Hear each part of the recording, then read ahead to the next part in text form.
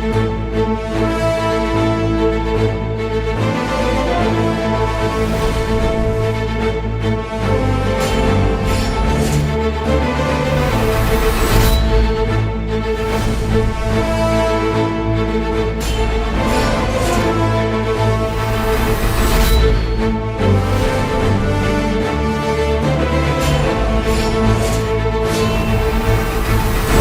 Hennessey for Bayloric TV. Mick, you're making your Bayloric TV debut. Yep, heard a lot about you, and you're truly international, from the Caribbean to London to Ireland. Don't forget Australia as well. Australia too. Well, you know what, Mick? You've been the missing piece in the jigsaw puzzle. Everyone else has been interviewed by yourself. Let's start with Tyson Fury. Let's go back a bit. The loyalty that Tyson has shown to you. There's so many well-known, established fighters in the world that left. Let's talk about that loyalty, which is not common in boxing. Yeah, I mean it's phenomenal, and tonight you've just seen it in the flesh, really. Yeah. He, last Saturday he won the biggest prize in sport. He won the heavyweight world title, and he had 4 months of intense camp, and then he's had that major win, and all the travelling and all the press since he's been home, and yet he had a small, short holiday booked from yesterday. Yeah.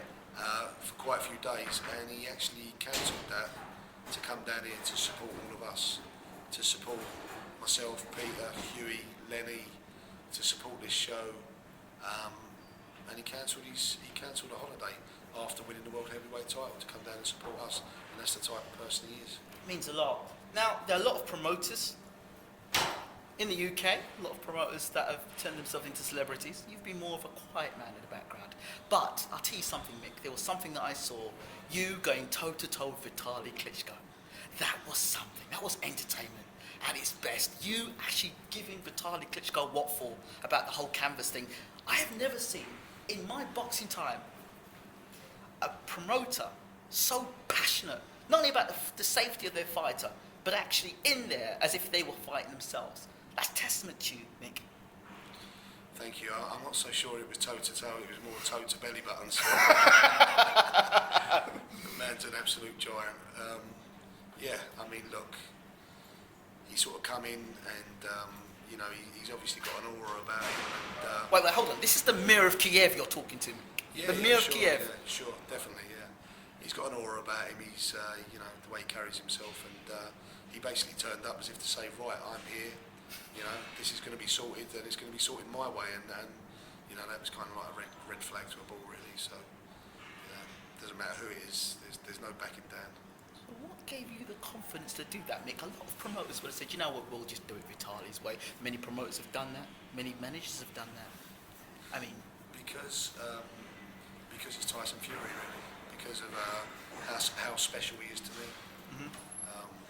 Because I think the world of him, and as I've said on many occasions, that I'll go through brick walls for him, and I was there to protect his interests, and no one was going to get in the way.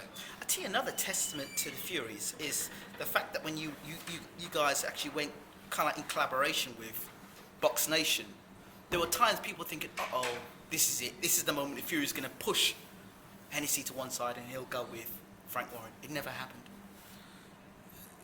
Tyson's been with me from day one. He's appeared on Channel 5, he's appeared on Box Nation, he's just appeared on Sky Sports Box Office. Mm-hmm. Wherever he goes, wherever he appears, I'm an instrumental part in his team, and we've got a great team. Myself, Tyson, Peter, and John. It's a major winning team, and we're good at what we do. Let's talk about Team Fury just for a second. I mean, what are your thoughts on Team Fury as a unit? The other guys around. How much of a pivotal part do they play to that Tyson's win? Well, Peter is Peter's the mastermind. Yeah, he's been brilliant in every way. I mean, Peter's great at business. He's a first class trainer. Yes. A very clever man. He's he's a perfectionist, and he's great for Tyson. You know, John. I remember the first time I met Tyson and John. John was telling everyone, and how good his son was, and that he was going to be world heavyweight champion, and he was very, very special. So John was always aware of how good Tyson was, and yet no one would believe him, and so he's been saying it since he was a young kid, and when I first met Tyson, they was joined at the hip, John and Tyson. He's always with his dad. Travelled all around the world to amateur fights. Yep. Major destinations, and it's just so nice that he's got his dad as part of Team Fury as well, because it means so much to him.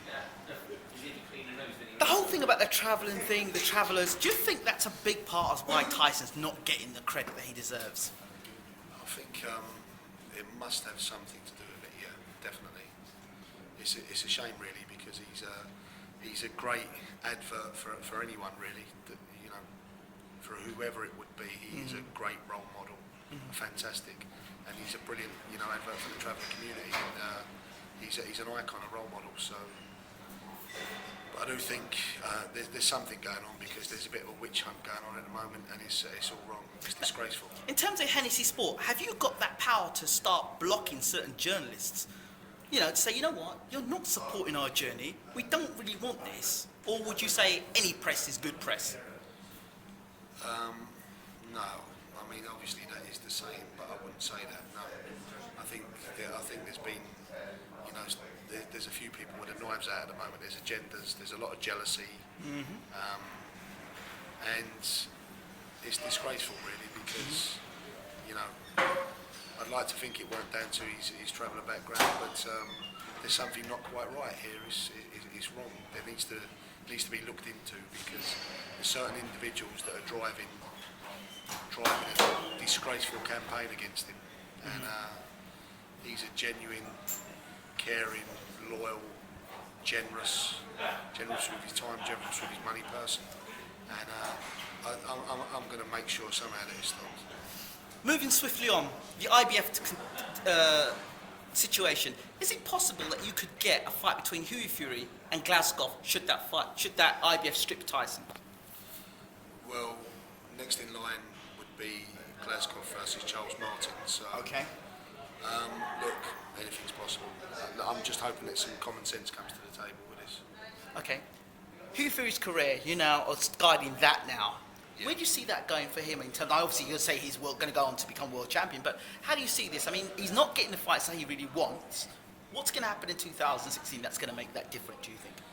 Well, he's turned a major corner. His last 4 fights have he's been getting better and better, and Peter got to the bottom of a few problems he was having. Yeah. Turned everything around, and he's now realising the serious potential that he had when he became world amateur champion. Yeah. He's a phenomenal talent. He's punching a lot harder. Yeah. He's got his speed back. He's got his power. He's got his range, and he's got a granite jaw as well. He's kid special. He's going to be brilliant. He's going to be heavyweight champion in his own right one day. Absolutely. Looking from above in the balcony, before I came back down to the press area, the Lenny Dawes fight, the stoppage. Yeah. A stoppage, and then I saw one guy get his hand lifted. Yeah. And then that was a Spanish. I think he's Spanish, is he not Spanish? Yeah. Or I saw the Spanish corner lifting their hands and going, yeah. Then I saw the other corner going, yeah. I was like, well, who's actually won this fight? Yeah. What exactly was all that about, Nick? Can you explain to me? Well, the actual doctor stopped the fight. Right. Obviously, the cut was really bad. Yes. And then the dopey ref, in my opinion, Yes. jumped in and said to Lenny, "You're disqualified," as if it's a deliberate headbutt. But did he get warned about it first? Isn't he get a warning even if it was a headbutt? No warning. And it wasn't. You watch it back on television. It was like they was clashing all night. Yeah. The way they was fighting, it was so intense. They was like bouncing heads. Yep. And it's disgraceful. Lenny's not that type. He doesn't do that sort of thing. Do you think there's a witch hunt for Lenny Dawes? Because he's getting into these fights and getting himself into positions to fight and then getting jobbed. What it's all that about? Do you think that's a witch hunt or what? I think it was I'm not sure. I think it was either pure cheating or pure incompetence tonight, and I've got to get to the bottom of what it was. So what can you do now as promoter? What can you do about that? It was like, listen, you promoting the event, it's in the UK, and that happens. Yeah. I mean, I've got to put an appeal in. I've got to put a serious appeal in. I've got to try and. I'm not sure they'll overturn it, but worst ways we need a rematch. Mick Hennessey, I know, it's very late. Everyone's gone. Literally, everyone's gone. And you've taken the time to do the interview. So I want fans to actually know that you've done that, because you didn't have to do it. So thank you so much. Have you got anything for the fans and those people who support Hennessey Sports? And Just thanks for staying with us. It's been a roller coaster, and we're going to do some great things in 2016, and we really do appreciate your support, and that's from all of us. it's been done, fans. Mick Hennessey has made his debut on Bayloric TV. This is Ingrid Johnson, Bayloric TV, and I'm out. Take care.